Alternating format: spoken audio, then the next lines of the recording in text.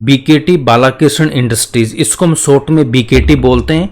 आज हम इस स्टॉक के बारे में बात करेंगे। ये टायर बनाने वाली इंडस्ट्री में या टायर इंडस्ट्री का ये स्टॉक क्यों चैंपियन बना हुआ है, क्या इसमें हमें इन्वेस्टमेंट करना चाहिए या नहीं करना चाहिए, उन सारे पॉइंट्स को हम आज इस वीडियो में डिस्कस करेंगे। बस आपको लास्ट तक इसको देख लेना है, जिससे सब कुछ यहाँ पे क्लियर हो जाएगा। और अभी इसका Q1 का रिजल्ट भी आया तो उसको भी हम साथ में डिस्कस यहाँ पे करने वाले हैं।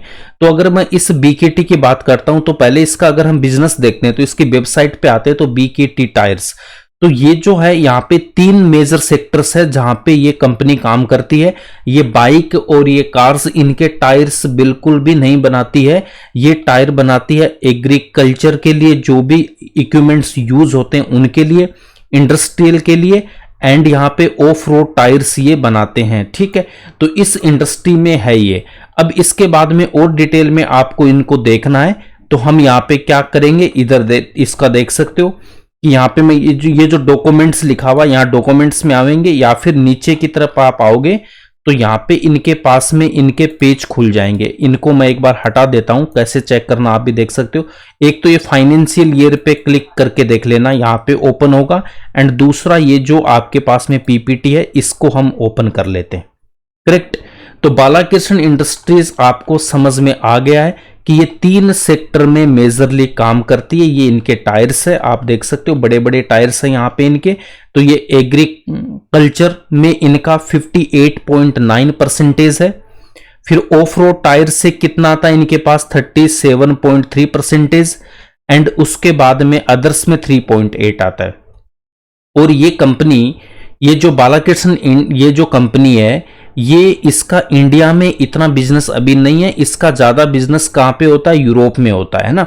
तो यूरोप में इसका जो बिजनेस है वो कितना होता है, 38.4%। उसके बाद अमेरिका से इसका बिजनेस कितना आता है, 17%। इंडिया से 34.9% आ रहा है। And rest of the world में 9.7 है। तो इंडिया में भी अभी इसने अच्छा खासा अपनी यहाँ पे एंट्री इस कंपनी ने कर ली है। ठीक है, अब देखो इसके बाद में पहले इसको देखते हैं, इसका फ्यूचर आगे का वो भी हम देखेंगे। अब देखो एग्रीकल्चर वाले इक्विपमेंट इंडस्ट्रियल है, इंडिया में क्या नेक्स्ट 15, 20 टू 30 ईयर्स में इंडस्ट्रियल नहीं होगा भाई। यहाँ पे इतना इंफ्रास्ट्रक्चर यूज हो रहा है। इनके अगर क्लाइंट्स मैं दिखाऊंगा ना, जेसीबी इनका क्लाइंट है। जिस जेसीबी आप देखते होगे हर गली मोहल्ले, हर काम के लिए उसी को बुलाया जाता है। जेसीबी आपने हर किसी ने देखा इंडिया में। तो उसके जो टायर्स होते हैं ना, वो बालाकृष्ण इंडस्ट्री के टायर होते हैं। और ऐसे बहुत सारे इनके टायर यूज होते हैं, वो मैं बताऊंगा कहां कहां पे यूज होता, आगे हम देख लेते हैं। मतलब इनका अभी इंडिया में इतना प्रेजेंस नहीं है, यूरोप से था ज्यादा। अभी धीरे धीरे इंडिया में शिफ्ट कर रहे हैं। यूरोप में बहुत सारे फैक्टर्स काम यहाँ पे करते हैं। अगर यूरोप अमेरिका में अगर रिसेशन आया तो इनके मार्जिन्स या इनके सेल्स पे इंपैक्ट पड़ता है। बट अगर देखो इंडिया में इतनी पॉपुलेशन है, एग्रीकल्चर सेक्टर यहाँ पे इंप्रूव करना ही पड़ेगा। 140-50 करोड़ पॉपुलेशन है यहाँ पे, खाने को हर किसी इंसान को चाहिए। तो अब देखो फार्मर्स यहाँ पे हो रहे हैं कम। इवन ऐसी हालत है इंडिया में लेबर्स भी नहीं मिल रहे हैं, इसलिए लोग यहाँ पे एग्रीकल्चर करना नहीं चाह रहा है। बट खाने के लिए करना पड़ेगा। तो यहाँ पे इक्विपमेंट बहुत तेजी से यहाँ पे इंडिया में आएगा और पूरा इंडिया इनके लिए एक बहुत अच्छा मार्केट बनने वाला है। करेक्ट, तो यहाँ पे स्कोप इसको ग्रो करने में बहुत है। इंडिया में एग्रीकल्चर सेक्टर ग्रोथ करेगा ही करेगा, इंडस्ट्रियल सेक्टर ग्रोथ करेगा ही करेगा। तो ये सारे सेक्टर्स यहाँ पे ग्रोइंग सेक्टर है नेक्स्ट 15 टू 20 ईयर्स या 30 ईयर्स तक। तो यहाँ पे इंडिया में इसको बहुत बड़ी अपॉर्चुनिटी है। और इंडिया में ऐसी कोई कंपनी नहीं है जो ये सब टायर्स बनाती है। एमआरएफ या फिर जो भी आपके पास में है, सीएट टायर, अपोलो टायर्स है ना, तो ये टायर नहीं बनाते, वो कार्स बाइक्स इनके टायर बनाते। तो इनको कंपटीशन देने वाला यहां पे कोई नहीं है, एकदम ये मोनोपोली स्टॉक है। इसके बाद में आगे चलते हैं, आप रिजल्ट वगैरह हम देख लेंगे। इसके ये टायर्स है, ये बड़े बड़े इनके टायर्स आते हैं। और आप इसको डिटेल में देखोगे तो बहुत कुछ आपको यहां पे देखने को यहां पे मिल जाएगा। ठीक है, तो आगे हम बढ़ते हैं इसमें। तो इसके कुछ इन्होंने यहाँ पे प्लांट भी लगा रखे हैं, ये सब डिटेल में आपको मिल जाएगा। तो इस इंडस्ट्री में ग्रोथ तो यहाँ पे आनी है। ये कुछ इनके जो प्लांट्स हैं यहाँ पे आप देख सकते हो, महाराष्ट्र, राजस्थान और भुज, ये सब इनके जो प्लांट है यहाँ पे इन्होंने अपना प्लांट अभी लगा दिया है, जिससे इनका रेवेन्यू और तेजी से इंक्रीज होने वाला है। अब ये देखो क्लाइंट, देखो इनका क्लाइंट, देखो जेसीबी का नाम आपने ये देखा ही इंडिया में बहुत अच्छे से। अब इसके बाद ये जितने भी क्लाइंट्स हैं इनको आप गूगल पे जाके एक एक नाम डालना, आपको पता चलेगा कि ये क्या, कितनी बड़ी ये सब कंपनी है और इनके टायर्स कहाँ कहाँ पे कैसे कैसे यूज हो रहे हैं। इन सबको एक एक नाम को सर्च करके देखना। जैसे भी जानते हो इसलिए मैंने बता दिया, बाकी और भी आप इसमें से जानते होगे, नहीं जानते हो तो 1 बाय 1 को देख लेना, कितने इसके अच्छे अच्छे क्लाइंट है और इनकी डिमांड हमेशा बढ़ने वाली है। करेक्ट, तो आपको इसका समझ में आ गया। बाकी इस डॉक्यूमेंट में यहाँ पे भी आप देख सकते हो, ठीक है। तो बिजनेस इसका समझ में आ गया, फ्यूचर ग्रोथ यहाँ पे है, मोनोपोली स्टॉक है, ठीक है, ये सब हमें समझ में आता है। इसकी वेबसाइट पे ये सब हमें दिखाई देता है, ये सब इनमें यूज होने वाला है। ओके, अब इसके बाद मैं यहाँ पे क्या पॉइंट आपको बता रहा था, यहाँ पे आ जाओ, क्वार्टरली इसका रिजल्ट देख लेते हैं अभी कैसा आया। तो इस स्टॉक ने हाई लगाया था ऑलमोस्ट 3375 का, और इसका जो लो था 2152, और अभी ट्रेड कर रहा है 2686। यहाँ पे इसका चार्ट अभी देख सकते हैं हम इसके। तो इसमें चार्ट में क्या पॉसिबिलिटी है अभी ट्रेड लेना या नहीं लेना है, वो सब हम अभी देख सकते हैं। अगर मैं इस चार्ट को बात करता हूं, लाइफ टाइम हाई से कितना डाउन अभी ये, लाइफ टाइम हाई से अगर मैं करंट प्राइस की बात करता हूं, करंट प्राइस हमारे पास में यहां पे है, और इस करंट प्राइस की बात करता हूं तो लाइफ टाइम हाई से अभी भी ये स्टॉक कितना डाउन है, 21%। कितना डाउन आया था ये, ऑलमोस्ट 38% डाउन आया था, बट अभी कितना ये 21% है। अगर ये अगेन लाइफ टाइम हाई भी अगर जा रहा है तो कितना परसेंटेज का गेन देगा आपको, ऑलमोस्ट 24 to 25%। अगर मैं इसका बॉटम से पकड़ता हूं तो कितना परसेंटेज हो जाता था, 57% है ना। इसको अभी हम छोड़ देते हैं बॉटम वाले को। ओके, तो अगर मैं यहां पे देखता हूं कि इसमें लाइफ टाइम हाई तक ये जा रहा तो कितना परसेंटेज, 24 या 25% मान लेता हूं मैं, ठीक है। तो अगर मुझे 20% भी लेता हूं, 24 ले लेता हूं, 24 23 है ना। ओके जी, एग्जैक्ट बता देता हूं, यहां पे क्लियरली देख सकते हो ऑलमोस्ट 25% है। तो क्या 25% अगर 1 ईयर में भी आ रहा तो मेरे लिए ये अच्छी अपॉर्चुनिटी है, बहुत अच्छा गेन होता है। अब इसका हम देख लेते हैं और इसमें करना क्या है। यहां पे आओ, क्वार्टरली रिजल्ट को अगर मैं देख रहा हूं तो इसकी जो सेल्स है जून 25 में जून 24 से कंपेयर कर रहा हूं तो ऑलमोस्ट फ्लैट है, कोई भी इंप्रूवमेंट नहीं है। 2714 से 2760 हुआ है, तो ऑलमोस्ट इसको मैं फ्लैट ले सकता हूं। बट ऑपरेटिंग प्रॉफिट में काफी ज्यादा डिफरेंस है। ये डिफरेंस यहां पे क्यों आ रहा है, इनके जो एक्सपेंसेस हैं वो यहां पे ज्यादा हो गए। एक्सपेंसेस इंक्रीज क्यों हो गए, रॉ मटेरियल, टायर बनाने में क्या क्या यूज होता है, रबर, और रबर के अलावा यहां पे क्रूड ऑयल जो कच्चा तेल होता है ना, उसका भी यूज होता है, ओनली रबर से नहीं बनता है। तो मटेरियल कॉस्ट यहाँ पे इंक्रीज हुई है, इसमें शो नहीं कर रहा है, कोई बात नहीं, आप यहाँ पे इसकी वेबसाइट पे आके देख लेना। इधर ये जो बीएससी है ना, बीएससी पे क्लिक करेंगे, और बीएससी पे जैसे ही मैं क्लिक करूंगा तो मेरे पास यहाँ पे आपको दिखाई दे देगा आज इसका रिजल्ट आया है। तो ये क्वार्टरली रिजल्ट इसमें कहाँ पे दिखेगा, यहाँ पे आपको दिख जाएगा 26 है ना। यहाँ पे देखते हैं, इसमें इधर भी नहीं है, ठीक है, चलो देखते हैं, ओपन करते हैं इसमें क्या आता है।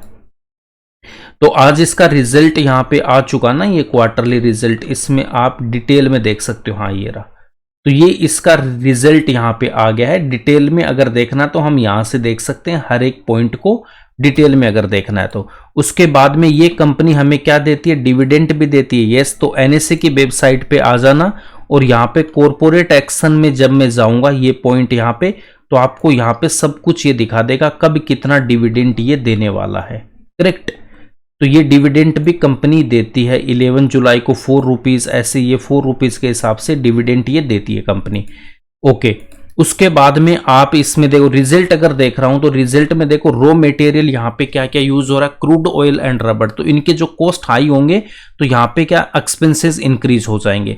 उसके बाद देखो इनके जो मार्जिन है ना वो भी काफी कम है, यहाँ पे कितना 18% है, क्या कहीं पे भी 18% दिखाई दे रहा है क्या यहाँ पे मार्जिन आपको? नहीं, यहाँ पे ओनली 17% था, यहाँ 16% था। बट ओवरऑल यहाँ पे मैं अगर मार्जिन इनके देखता हूं तो 23, 24 या 24, 25 के आसपास रहता है। तो अगर यहाँ 24 या 25% मार्जिन होता तो ये प्रॉफिट मेरा इंक्रीज होके यहाँ पे आता। तो नेट प्रॉफिट आपको दिख रहा है ये कम, इतना कम है नहीं यहाँ पे, बट हमें सेल्स पे ध्यान देना। सेल्स अगर इनकी इंप्रूव हो रही है तो इनके पास एक ब्रांड वैल्यू है, तो इनके पास में जैसे ये रॉ मटेरियल के प्राइस डिक्रीज होंगे तो सब यहाँ पे ये मार्जिन इंक्रीज होगा, तो प्रॉफिट यहाँ पे इंक्रीज हो जाएंगे। तो रिजल्ट इतना खराब है नहीं, बट इसका मतलब यहाँ पे नेट प्रॉफिट यहाँ पे इससे डिक्रीज हुआ अच्छा खासा, तो इसका मतलब इस पे और प्रेशर अभी आ सकता है स्टॉक में। देखते हैं कब कैसे क्या ट्रेड लेना है। अगर प्रॉफिट लॉस को मैं देख रहा हूं तो सेल्स यहां पे देखो इंक्रीज हुई है, फिर यहां पे डिक्रीज हुई थी, देन अगेन इंक्रीज हुई, फिर इंक्रीज होके डिक्रीज हो गई, यहां से कंटिन्यूसली सेल्स इंक्रीज हो रही है।